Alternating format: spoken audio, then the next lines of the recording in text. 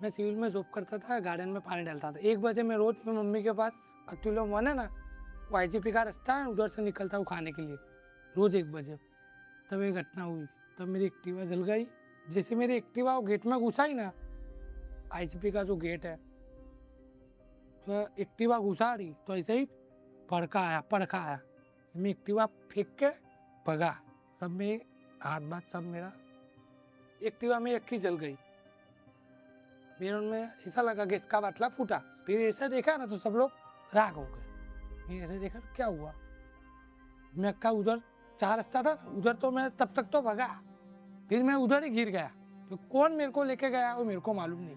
मेरे को होश आया था 2 दिन बाद। मेरे तो सब पाटा था, मेरा चेहरा देखा ही नहीं, सब पाटा ही था। अक्के शरीर में इधर ये के मुंह पे तो अभी चामड़ी आ गई सब इधर। 2 महीने सिविल में रहा था। मेरे को तो बाटला ही चढ़ करता था। 150-200 बाटला चढ़ा होगा मेरे को एक दिन का। अभी भी होता है, खुजली अभी भी आती है, धूप में नहीं निकल सकता हूँ।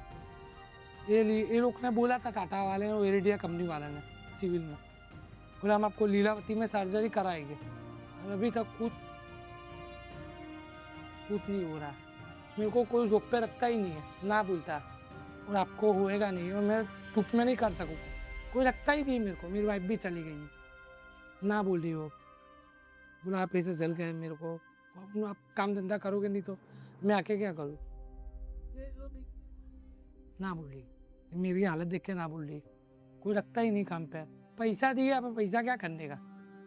पैसा मेरे को जो उसने दिया था 25 लाख दिया था, फिर एक बार झूठी सही करवा दी, 5 लाख देख के सेटलमेंट करवा दिया। अब दवा का खर्चा कौन देगा, लीलावती में भी लेके नहीं गए। नौकरी का भी बोला था, आपको हम एक्टिवा जल गई, मोबाइल जल गई, उसका पैसा देने के लिए आ रहे हैं, तो ऐसा बोल के मेरे को 5 लाख दिया था।